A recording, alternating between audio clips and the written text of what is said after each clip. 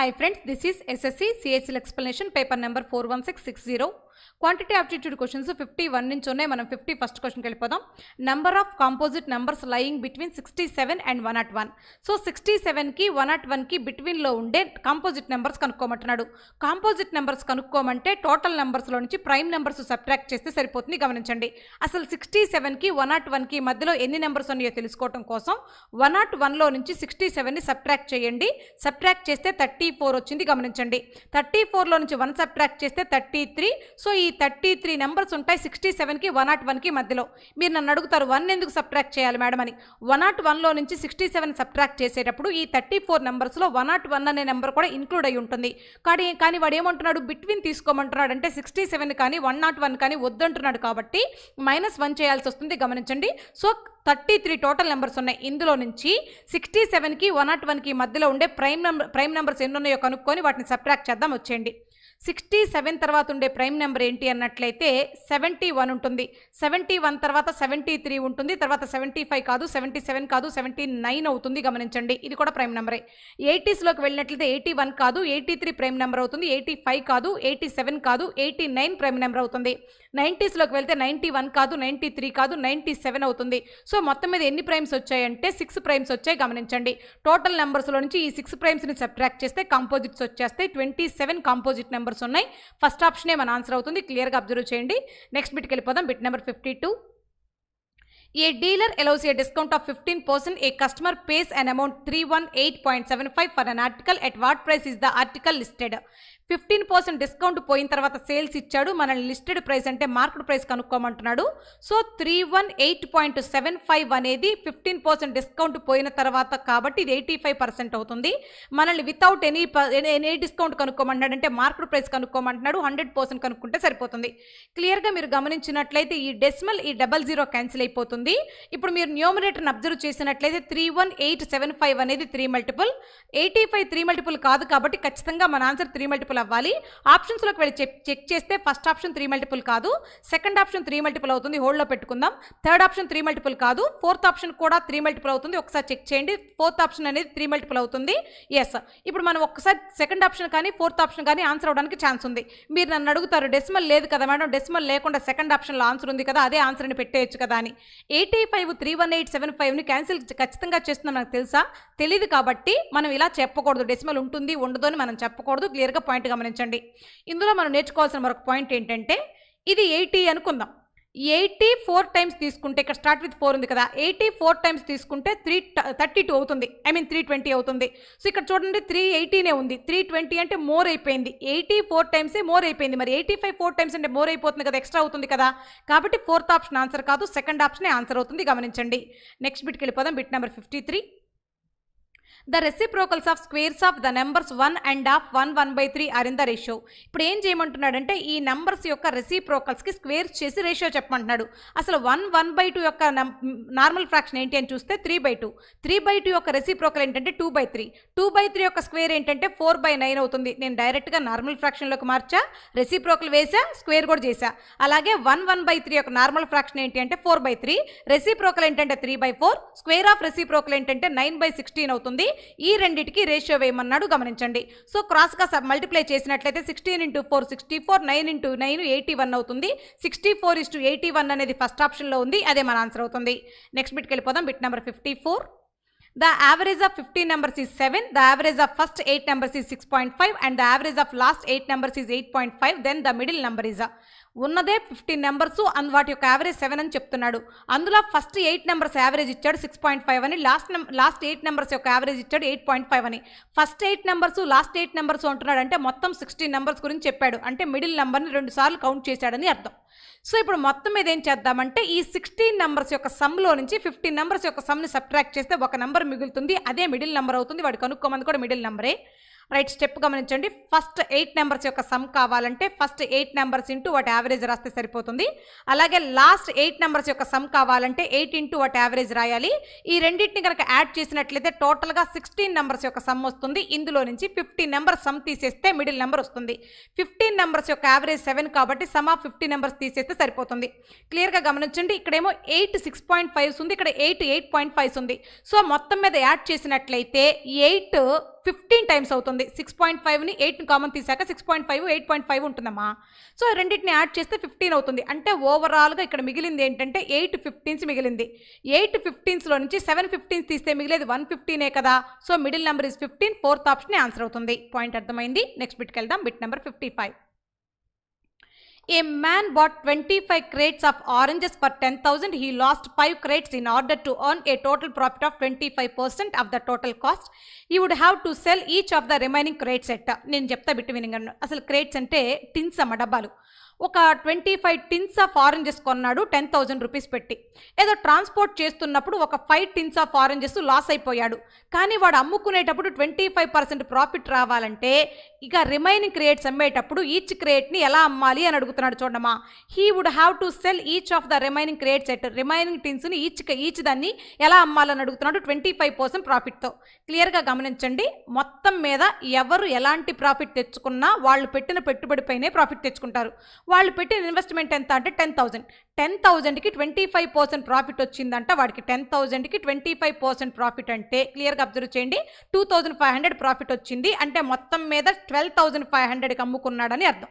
So ఈ 12,500కి ఎన్ని tins అమ్మాడంటే మొత్తం 25 టిన్స్ తెచ్చుకొని 5 టిన్స్ లాస్ అయిపోయి 20 టిన్స్ అమ్మాడు కదా. సో 12,500 రూపీస్ 20 టిన్స్కి అయితే ఈచ్ టిన్ ఎంత పడుతుందో, ఈచ్ టిన్ ఎంతకు అమ్మాడో చూద్దాం. క్యాన్సిల్ చేసినట్లయితే 0 0 క్యాన్సిల్. 1250లో హాఫ్ అంటే 625 అవుతుంది. అంటే ఈచ్ క్రియేట్ని 625 రూపీస్కి అమ్మాడు. సో సెకండ్ ఆప్షన్ ఆన్సర్ అవుతుంది. గమనించండి అమ్మా. నెక్స్ట్ బిట్కి వెళ్ళిపోదాం. Bit number 56. What is the difference between 0.6 and 0.6%? 0.6% అంటే 0.006% అని అర్థం. పర్సంటేజ్ అంటే బై 100 కదా, బై 100 కాబట్టి ఇంకొక 2 డెసిమల్స్ వచ్చాయి ఎక్స్ట్రాగా. సో ఇప్పుడు 0.6కి 0.006కి డిఫరెన్స్ అడుగుతున్నాడు. అంటే 0.594 అవుతుంది. గమనించండి, అది సెకండ్ ఆప్షన్లో ఉంది. అదే మన ఆన్సర్. నెక్స్ట్ బిట్కి వెళ్ళిపోదాం. Bit number 57. A man travels 3/4 of the distance of his journey by bus, 1/6 of by rickshaw and 2 km on foot. The total distance traveled by them, the man is. అమ్మ క్లియర్గా bit గమనించినట్లయితే 3/4 of డిస్టెన్స్ని తన total జర్నీలో 3/4 of డిస్టెన్స్ని బస్సులో వెళ్ళాడు, 1/6 of డిస్టెన్స్ని రిక్షాలో వెళ్ళాడు, remaining 2 kilometre నడుస్తూ వెళ్ళాడు. అయితే టోటల్ డిస్టెన్స్ ఎంత ట్రావెల్ చేశాడని అడుగుతున్నాడు. నేను ఆల్రెడీ మీతో చెప్పిన విషయం ఏంటంటే బిట్టు మాట్లాడేటప్పుడు బిట్లో ఫ్రాక్షన్స్ ఎప్పుడు కనిపించినా ఫ్రాక్షన్స్ యొక్క డినామినేటర్స్కి ఎల్సిఎం చేసి టోటల్ చెప్పచ్చు. సో ఇక్కడ చూడండి, fraction is 4, fraction is 6. Sorry మా, ఫ్రాక్షన్లో డినామినేటర్ ఇస్ 4 అండ్ ఇక్కడ కూడా డినామినేటర్ ఇస్ 6. 4కి 6కి ఎల్సిఎం ఎంత? 12. అంటే మన టోటల్ డిస్టెన్స్ 12 పార్ట్స్, అంటే 12తో పోయే నెంబర్ అయి ఉండాలి. సో ఆప్షన్స్లోకి వెళ్ళి చెక్ చేస్తే 12తో పోయే నెంబర్ ఫస్ట్ ఆప్షన్లో ఉంది, ఫోర్త్ ఆప్షన్లో ఉంది. ఇక్కడ ఈ 2 ఆప్షన్స్ ఆన్సర్స్ కాదు. ఫస్ట్ ఆప్షన్ కానీ ఫోర్త్ ఆప్షన్ కానీ ఆన్సర్ అవుతుంది. కాబట్టి మనం ఫస్ట్ ఆప్షన్ తీసుకొని లెక్క చేద్దాం. అక్కడ వస్తే అదే ఆన్సర్, రాకపోతే ఫోర్త్ ఆప్షన్ ఆన్సర్ అవుతుంది. ఎస్, ఫస్ట్ ఆప్షన్లోకి వచ్చా. ఇప్పుడు ఏమంటున్నాడు వాడు, ఈ టోటల్ డిస్టెన్స్ 12 కిలోమీటర్ అనుకుంటే ఫస్ట్ 3/4ని బస్సులో వెళ్ళాలి. 12లో 3/4 కనుక చేసినట్లయితే 9 కిలోమీటర్ అవుతుంది. ఈ 9 కిలోమీటర్ బస్సులో వెళ్ళినట్లు అవుతుంది. అలాగే ఈసారి 12లో 1/6 కిలోమీటర్ని 1/6ని రిక్షాలో వెళ్ళాడు. 1/6 ఆఫ్ 12 అంటే 2 అవుతుంది. ఇది రిక్షాలో వెళ్ళాడు. చూడమ్మా, బస్సులో ఒక 9 కిలోమీటర్, రిక్షాలో ఒక 2 కిలోమీటర్ వెళ్ళాడంటే మొత్తం 11 కిలోమీటర్ ట్రావెల్ చేశాడు. టోటల్గా ఉంది 12 కిలోమీటర్, అందులో 11 కిలోమీటర్ బస్ అండ్ రిక్షాలో వెళ్ళిపోయాడు. ఇంకా ఎన్ని కిలోమీటర్లు పెండింగ్ ఉంది? ఇంకా 1 కిలోమీటర్ ఉంది. మన లెక్క ప్రకారం 1 కిలోమీటర్ నడుస్తున్నట్టు. కానీ బిట్లో ఏం చెప్పాడు? 2 కిలోమీటర్స్ ఆన్ ఫూట్ అన్నాడు కదా. అంటే మనం తీసుకున్న ఫస్ట్ ఆప్షన్ కరెక్ట్ కాదు, ఫోర్త్ ఆప్షనే ఆన్సర్ అవుతుంది. నెక్స్ట్ బిట్కి వెళ్ళిపోదాం. Bit number 58. The compound interest on 1,000 rupee at 10% per annum 3 years is 10% per annum చొప్పున 3 yearsకి అయ్యే కాంపౌండ్ ఇంట్రెస్ట్ 33.1% అని తెలుసు. ఇదేంటి 100కి అయితే 100కి 33.1 అయితే 1000కి ఏమవుతుంది? 331 అవుతుంది కదా. సో 100కి 33.1 అయినట్లయితే 1000కి 331 అవుతుంది. గమనించండి, మనల్ని కనుక్కోమంది కాంపౌండ్ ఇంట్రెస్టే సెకండ్ ఆప్షన్లో ఉంది. అదే మన ఆన్సర్ అవుతుంది. నెక్స్ట్ బిట్కి వెళ్ళిపోదాం. Bit number 59. √3 = 1.732. Then the value of 9 + 2√3/√3. నేను న్యూమరేటర్లో నుంచి √3ని కామన్ తీస్తున్నా. 9లో నుంచి √3 కామన్ తీస్తే 3√3 మిగులుతుంది. ప్లస్ 2√3లో √3 కామన్ తీస్తే 2 మిగులుతుంది. డినామినేటర్లో √3 ఉంది. √3 క్యాన్సిల్ అయిపోయింది. రైట్, ఇప్పుడు మన దగ్గర √3 వాల్యూ 1.732 అన్నాడు. దాన్ని తీసుకొని సబ్స్టిట్యూట్ చేసి ఆన్సర్ చేద్దాం. 3 ఇంటూ √3 అంటే 1.732 ప్లస్ 2 చేస్తే మనకు కావాల్సిన ఆన్సర్ వస్తుంది. రైట్, 3తో మల్టిప్లై చేస్తున్నా. 3తో 3 2 టైమ్స్ 6, 3 3 టైమ్స్ 9, 3 7 టైమ్స్ 21 అంటే 2 క్యారీ. సో 3 1 టైమ్ 3 ప్లస్ 2 అంటే 5 అవుతుంది. 5.196 ఉంది. 3 టైమ్స్ ఆఫ్ 1.732ని మల్టిప్లై చేస్తే దానికి 2 తీసుకొచ్చి యాడ్ చేసినట్లయితే ఫైనల్గా 7.196 ఉంటుంది. 7.196 సెకండ్ ఆప్షన్లో ఉంది, అదే మన ఆన్సర్ అవుతుంది. నెక్స్ట్ బిట్కి వెళ్ళిపోదాం. Bit number 60. If x plus 1 by x equal to 2, then the value of x power 99 plus 1 by x power 99 minus 2 is a. ఇక్కడ మీరు ఆల్రెడీ ఒక పాయింట్ నేర్చుకున్నారు. x plus 1 by x equal to 2 అయినట్లయితే x power anything plus 1 by x power anything also 2 అవుతుందని నేర్చుకున్నారు. మీరు మళ్ళీ ఏమడిగాడంటే x power 99 plus 1 by x power 99 గురించి అడిగాడు. అంటే దాని వాల్యూ కూడా 2నే అవుతుంది. పక్కన -2 ఉంది కాబట్టి 2 - 2 అంటే 0 అవుతుంది. 0 సెకండ్ ఆప్షన్లో ఉంది, అదే మన ఆన్సర్ అవుతుందమ్మా. నెక్స్ట్ బిట్కి వెళ్ళిపోదాం. Bit number 61. In triangle ABC the medians AD and BE meet at G. The ratio of the areas of triangle BDG and A quadrilateral GDCE. క్లియర్గా గమనించినట్లయితే ఒక ట్రయాంగిల్ తీసుకొని మాట్లాడదాం. ఆ ట్రయాంగిల్లో మాట్లాడితే మీకు డయాగ్రామ్ ద్వారా మాట్లాడితే క్లారిటీ ఉంటుంది. రైట్, ఆ ట్రయాంగిల్కి ఏం నేమ్ పెడదామంటే వాడే చెప్పాడుగా ABC పెట్టుకోమన్నాడు కదా. ఎస్, ఏ, ఇది B, ఇది C. ఏడీని బిఈని మీడియన్స్గా తీసుకోమన్నాడు. ఇదిగో ఏడి అనేది ఒక మీడియను ఇక్కడికి, అలాగే బిఈ అనేది మరొక మీడియను ఇక్కడికి. రైట్, ఇది తీసుకున్నాం. ఇవి రెండు మీట్ అయ్యే పాయింట్ను జీ అన్నాడు, అంటే సెంట్రాయిడ్. సో సెంట్రాయిడ్ రావాలంటే మరొక మీడియన్ కూడా ఉండాలి. ఇదేదో సిఎఫ్ అనే మరొక మీడియన్ తీసుకున్నా. ఈ జీ అనే సెంట్రాయిడ్ ఏం చేస్తుందంటే మొత్తం 6 ఈక్వల్ ట్రయాంగిల్స్గా విడగొడుతుంది. గమనించండి అమ్మా, ఇది ఫస్ట్ ట్రయాంగిల్, ఇది second triangle, third triangle, fourth triangle, fifth triangle, sixth triangle. ఈ 6 ఈక్వల్ ట్రయాంగిల్స్ యొక్క ఏరియాస్ ఈక్వల్గా ఉంటాయి. పాయింట్ గమనించండి. ఇందులో మనల్ని దేని గురించి అడిగాడు? ట్రయాంగిల్ బీడీజీ గురించి అడిగాడు. ఇదిగో చూడమ్మా, ట్రయాంగిల్ బీడీజీ అంటే మనల్ని ఈ పార్ట్ గురించి అడిగాడు. సో ఈ ఒక ట్రయాంగిల్, ఇది ఒక ట్రయాంగిల్.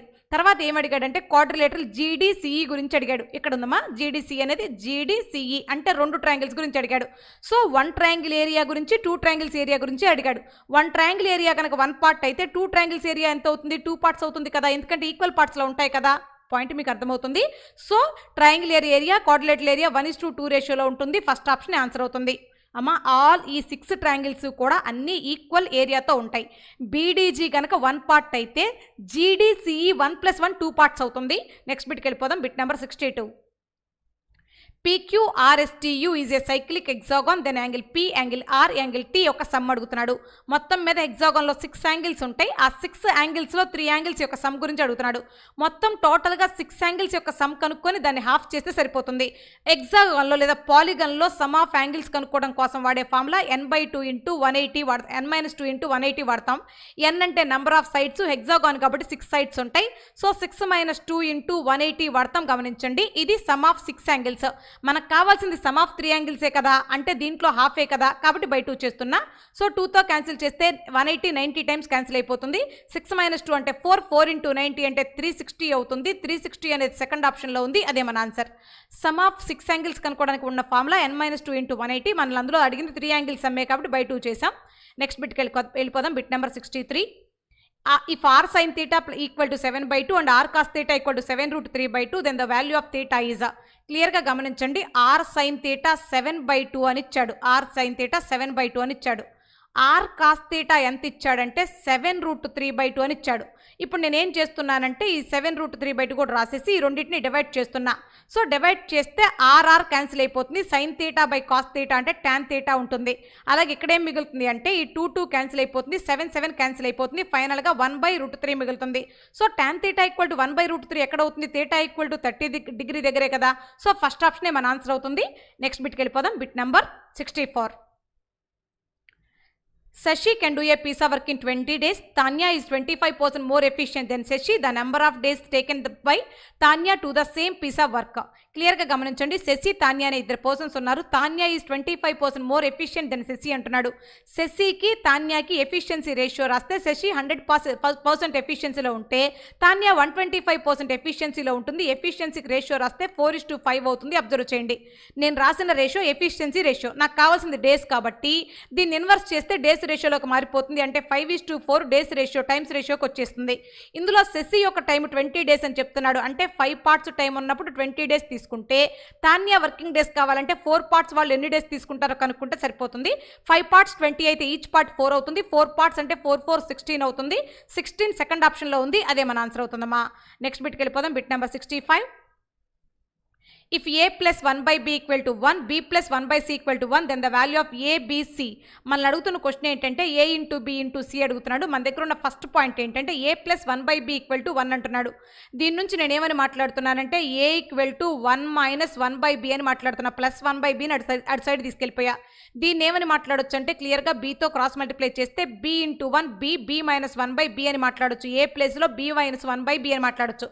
అలాగే నెక్స్ట్ ఈక్వేషన్లో 1 by cని అదర్ సైడ్ తీసుకెళ్ళిపోయి సరేమా ఈ 1 by cని ఇక్కడే ఉంచి b నటు తీసుకెళ్ళిపోదాం. సో 1 by cని ఇక్కడే ఉంచి b నటు తీసుకొస్తే ప్లస్ b కాస్త మైనస్ b అవుతుంది.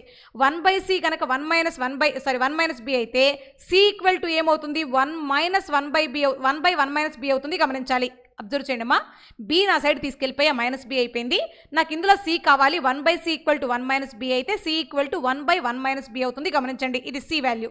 మనల్ని అడిగింది ఏబిసిల గురించి కాబట్టి ఏ అంటే నాకేం తెలుసు అంటే b మైనస్ 1 by b అని తెలుసు. b అంటే b అనే రాస్తున్నా. c అంటే ఏం తెలుసు అంటే 1 by 1 మైనస్ b అని తెలుసు. అలాగే రాశా. ఈ మూడిటి యొక్క మల్టిప్లికేషన్లో b క్యాన్సిల్ అయిపోయింది.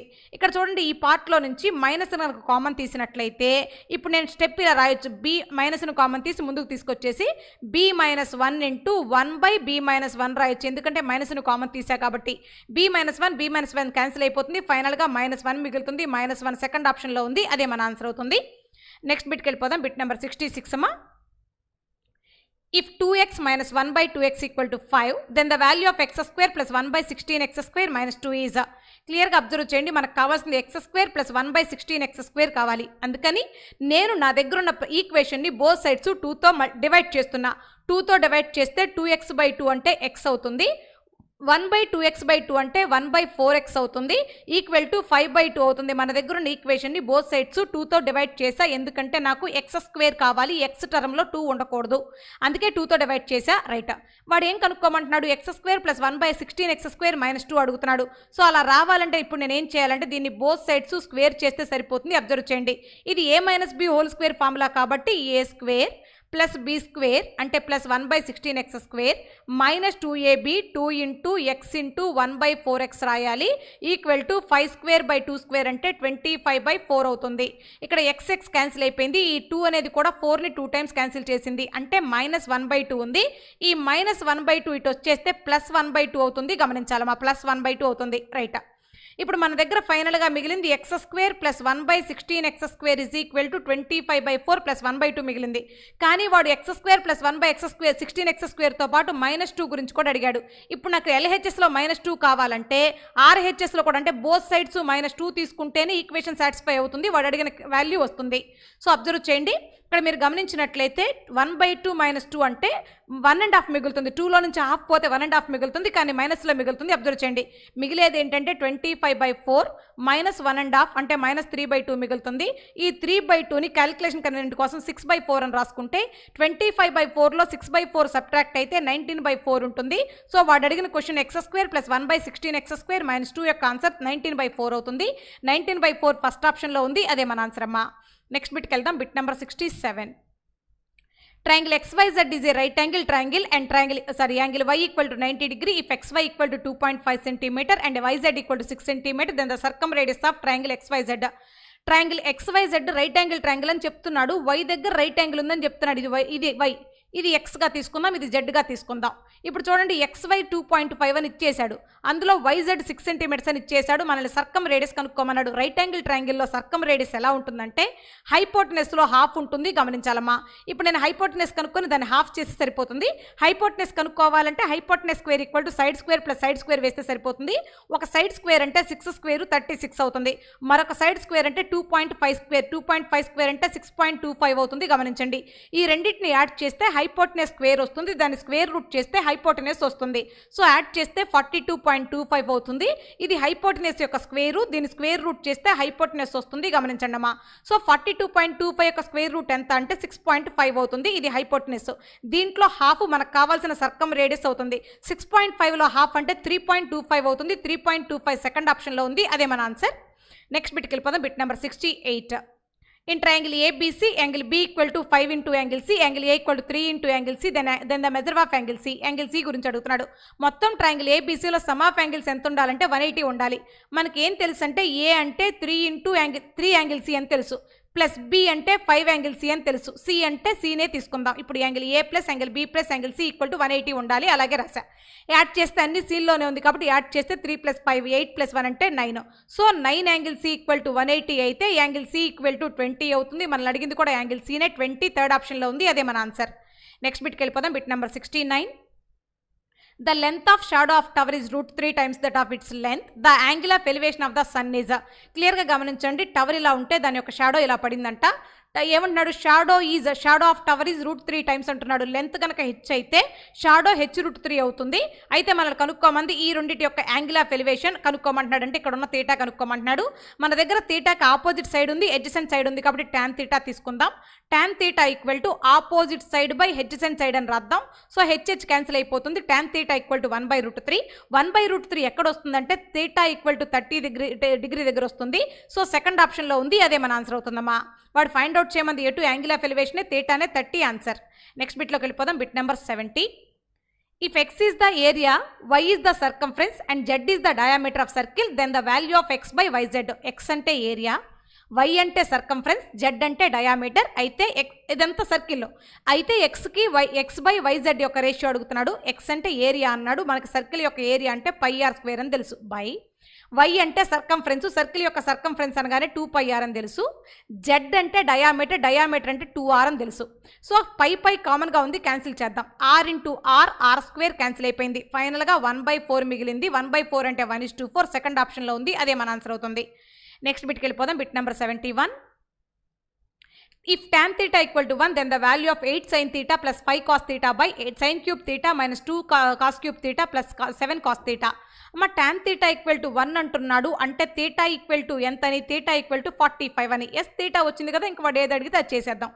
8 sin theta అంటే sin 45 1/√2 అవుతుంది. సో 8 into 1/√2 అంటే 8/√2 అవుతుంది. గమనించండి అమ్మా. ప్లస్ 5 cos theta అంటే cos 45 అన్నా కూడా 1/√2నే. 5 cos theta అంటే 5/√2 అవుతుంది. ఇది న్యూమరేటర్లో ఉన్న value. By sine cube theta అన్నాడు. సైన్ 45 1/√2, సైన్ స్క్వేర్ అంటే 1/2, సైన్ క్యూబ్ కాబట్టి 1/2√2 అవుతుంది. గమనించండి అమ్మా. 1/2√2 సైన్ క్యూబ్ తీటా -2 ఇంటూ, క్లియర్గా అబ్జర్వ్ చేయండి, -2 ఇంటూ కాస్ క్యూబ్ తీటా అన్న కూడా కాస్ 45 అంటే 1/√2 కాబట్టి కాస్ క్యూబ్ కాబట్టి 1/2√2 ఉంటుంది. ప్లస్ 7 cos theta అంటే 7 ఇంటూ 1/√2 ఉంటుంది. క్లియర్గా అబ్జర్వ్ చేసినట్లయితే న్యూమరేటర్లో 8/√2 ప్లస్ 5/√2 అంటే 13/√2 ఉంటుంది. 13/√2ని డినామినేటర్లోకి పడేసా. ఇక్కడ అబ్జర్వ్ చేసినట్లయితే నేను ఈ 7/√2ని 14/2√2 అని రాసుకుంటున్నా. ఇబ్బంది ఏమి లేదు కదమ్మా. 7/√2ని 14/2√2 అని రాసే క్యాలిక్యులేషన్ కోసం. ఇక్కడ చూడండి 2√2 కామన్గా ఉంది. డినామినేటర్లో 2√2 అనేది అలాగే ఉంచేద్దాం. రైట్. ఇక్కడ ఒక 1 ఉంది న్యూమరేటర్, ఇక్కడ -2 ఉంది. 1 - 2 అంటే -1 అవుతుంది. -1 + 14 అంటే 13 అవుతుంది. సో ఇక్కడ 13 మిగిలింది. ఫైనల్గా న్యూమరేటర్లో 13 మిగిలింది, డినామినేటర్లో 2√2 మిగిలింది. √2 క్యాన్సిల్ అయిపోయింది. 13 క్యాన్సిల్ అయిపోయింది. ఈ /2 పైకి వెళ్ళిపోతే 2 అవుతుంది. 2 అనేది థర్డ్ ఆప్షన్లో ఉంది. అదే మన ఆన్సర్ అవుతుంది. నెక్స్ట్ బిట్కి వెళ్ళిపోదాం. Bit number 72. బార్ గ్రాఫ్ ఇచ్చాడు. ఫస్ట్ పార్ట్ ఆర్ట్స్, తర్వాత సైన్స్, తర్వాత కామర్స్ అనే 3 సబ్జెక్ట్స్ గురించి ఇచ్చాడు. ఇయర్స్ కూడా ఎక్స్ యాక్సిస్ మీద ఇచ్చాడు. క్వశ్చన్లోకి వెళ్ళిపోదాం. The ratio of average number of students in science to average number of students in commerce. Science యొక్క యావరేజ్కి కామర్స్ యొక్క యావరేజ్కి రేషియో వేయమంటున్నాడు. రేషియో వేసేటప్పుడు యావరేజ్కి రేషియో వేసినా టోటల్కి రేషియో వేసినా మారదు. ఈ పాయింట్ గమనించండమ్మా. సైన్స్ యొక్క నేను డైరెక్ట్గా ఇప్పుడు నేనేం చేస్తున్నానంటే యావరేజ్ కాకుండా టోటల్కి రేషియో వేసేస్తున్నా. సైన్స్ కావాలి. సైన్స్ ఏ కలర్లో ఉంది? మెరూన్ కలర్లో ఉంది. సైన్స్ ఫస్ట్ వచ్చేసరికి 400 ఉంది, తర్వాత కూడా 400 ఉంది. తర్వాత సైన్స్ వచ్చేసరికి 400కి 500కి మిడిల్లో ఉంది కాబట్టి 450 అని తీసుకుందాం. తర్వాత సైన్స్ అనేది ఇక్కడ 500 దగ్గర ఉంది. సో యాడ్ చేస్తే మొత్తం మీద 400 800 + 500 1300 ఒక 450 అంటే 1750 అవుతుంది. ఇది సైన్స్ యొక్క టోటల్. అలాగే కామర్స్ యొక్క టోటల్ తీసుకుందాం. కామర్స్ అంటే ఇక్కడ ఎల్లో కలర్, లైట్ ఎల్లో ఇష్గా ఉంది, ఆ కలర్ అమ్మా. సో ఇక్కడ చూడండి, ఇక్కడ 200 ఉంది. స్టార్టింగ్లో 2004 and 5లో 200 ఉంది. తర్వాత 250 ఉందమ్మా. 200 250. తర్వాత వచ్చేసరికి 300 ఉంది. తర్వాత వచ్చేసరికి ఇది 250 ఉందమ్మా. సో యాడ్ చేసినట్లయితే 250 500 అవుతుంది. 300 200 500 అవుతుంది. సో 500 + 500 అంటే 1000 అవుతుంది. ఈ రెండింటికి రేషియో వేస్తే మనకు కావాల్సిన ఆన్సర్ వస్తుంది. 0 క్యాన్సిల్. 25తో 7 టైమ్స్, 25తో 4 టైమ్స్ క్యాన్సిల్ అయిపోతుంది. 7:4 అనేది సెకండ్ ఆప్షన్లో ఉంది. అదే మన ఆన్సర్ అవుతుంది. నెక్స్ట్ బిట్లోకి వెళ్ళిపోదాం. Bit number 73. The increase in the number of art student in 2007-8 session over that in 2005 and 6 session is 2007 and 8లో ఆర్ట్ స్టూడెంట్స్ గురించి, అలాగే 5 and 6లో ఆర్ట్ స్టూడెంట్స్ గురించి ఇంక్రీజ్ పర్సెంటేజ్ అడుగుతున్నాడు. 7 and 8లో ఆర్ట్ స్టూడెంట్స్ 700 మెంబర్స్ ఉన్నారు. అలాగే 5 and 6లో 500కి 600కి బిట్వీన్ ఉంది కాబట్టి 550 అని తీసుకుందాం. అబ్జర్వ్ చేయండి, 550 నుంచి 700కి వెళ్ళారు కాబట్టి 150 పెరిగింది. సో ఇంక్రీజ్ పర్సెంటేజ్ అడుగుతున్నాడు. 150 దేనిపైన పెరిగింది? 550 పైన పెరిగింది. So 150 is what percent of 550 అని అడుగుతున్నాడు. క్లియర్గా క్యాన్సిల్ చేసినట్లయితే 000 క్యాన్సిల్ అయిపోయింది. 5తో క్యాన్సిల్ చేస్తే 5 3 టైమ్స్, 5 11 టైమ్స్ క్యాన్సిల్ అయింది. 1/11 కనుక ఉన్నట్లయితే 9 1/11% ఆన్సర్ అయ్యి ఉండేది. 1/11కి పర్సెంటేజ్ కడితే 9 1/11 అయ్యి ఉండేది. కానీ మన దగ్గర 3/11 ఉంది కాబట్టి 3 9 1/11 టైమ్స్ అవుతుంది. 3 9s అంటే 27. సో 3 1/11 అంటే 3/11 అవుతుంది. So final answer 27 3/11%. ఆప్షన్లోకి వెళ్ళి చెక్ చేస్తే 27లో ఉంది, థర్డ్ ఆప్షనే కాబట్టి అదే మన ఆన్సర్ అవుతుంది. నెక్స్ట్ బిట్కి వెళ్దాం. Bit number 74. Approximate percentage of students in science stream during the session 2006-7. 2006-7లో సైన్స్ స్ట్రీమ్ యొక్క పర్సంటేజ్ అడుగుతున్నాడు. 6-7లో సైన్స్ స్ట్రీమ్ 400కి 500కి బిట్వీన్ ఉంది, అంటే 450. 450 is what percent of total section. ఇక్కడ అబ్జర్వ్ చేయండి మా, 2006లో ఆర్ట్స్ ఏమో 550 ఉంది, 6-7లో 550 ఆర్ట్స్ ఉంది, సైన్స్ 450 ఉంది, అలాగే కామర్స్ వచ్చేసరికి 300 ఉంది. సో యాడ్ చేసినట్టయితే 550 450 1000 ప్లస్ 300 అంటే 1300 అవుతుంది. So 450 is what percent of 1300 అని అడుగుతున్నాడు. క్లియర్గా 100 క్యాన్సిల్ అయిపోయింది. 13తో క్యాన్సిల్ చేస్తే 13 45ని 3 టైమ్స్ మాత్రమే క్యాన్సిల్ చేస్తుంది. 13 4 టైమ్స్ తీసుకుంటే 52 ఎక్స్ట్రా అవుతుంది కాబట్టి 13 3 టైమ్స్ 39. ఇంకా మిగిలింది ఎంత మిగిలిందంటే ఇంకా 6 మిగిలింది, పక్కన 0 ఉంది కాబట్టి 60. సో 5 టైమ్స్ పోదు కాబట్టి 4 టైమ్స్ పోవడానికి ఛాన్స్ ఉంది. Our answer start with 34. అలాంటి ఆప్షన్ ఎక్కడ ఉందంటే ఫస్ట్ ఆప్షన్లో ఉంది, అదే మన ఆన్సర్ అవుతుంది. నెక్స్ట్ బిట్కి వెళ్ళిపోదాం. Bit number 75. Percentage increase in total number of students 2007-8 section over that in 2004-5 section is approximately. మనం అడుగుతున్న క్వశ్చన్ ఏంటంటే 2007-8లో ఉన్న టోటల్ స్టూడెంట్స్కి 4-5లో ఉన్న టోటల్ స్టూడెంట్స్కి ఇంక్రిమెంట్ పర్సెంటేజ్ అడుగుతున్నాడు. క్లియర్గా అబ్జర్వ్ చేద్దాం. ఫస్ట్ 7-8 చూద్దాం. 7-8లో ఆర్ట్స్ 700 మెంబర్స్ ఉన్నారు, అలాగే సైన్స్ వచ్చేసరికి 500 మెంబర్స్ ఉన్నారు, కామర్స్ వచ్చేసరికి 200కి 300కి మధ్యలో ఉన్నారు కాబట్టి 250 మెంబర్స్ ఉన్నారు. యాడ్ చేస్తే 700 500 1200 ప్లస్ 200 250 అంటే టోటల్గా 1450 వచ్చింది 7-8లో. అలాగే 4-5కి వచ్చినట్లయితే 600 ఆర్ట్స్లో ఉన్నారు, అలాగే సైన్స్లో 400 ఉన్నారు, అక్కడికి 1000 మెంబర్స్ అయ్యారు. కామర్స్లో 200 మెంబర్స్ ఉన్నారు, అక్కడికి 1200 అయ్యారు. సో 1200 నుంచి 1450కి వచ్చిందంటే 250 పెరిగింది. అబ్జర్వ్ చేయండి, 250 దేనిపైన ఇంక్రీజ్ అయింది? 1200 పైన ఇంక్రీజ్ అయింది. మనం అడిగిన ఇంక్రిమెంట్ పర్సెంటేజ్ కదా, ఇంక్రిమెంట్ అయింది 1200 పైన. సో క్యాలిక్యులేషన్ చేస్తే 0000 క్యాన్సిల్ అయిపోతుంది. 12 20 టైమ్స్ పోవడానికి ఛాన్స్ ఉంది, ఎందుకంటే 12 20 టైమ్స్ 240 కదా. సో మన ఆన్సర్ స్టార్ట్ విత్ 20 అవ్వాలి. ఆప్షన్లోకి వెళ్ళి చెక్ చేస్తే 4th ఆప్షన్లో ఉంది, అదే మన ఆన్సర్ అవుతుంది. Thank you friends.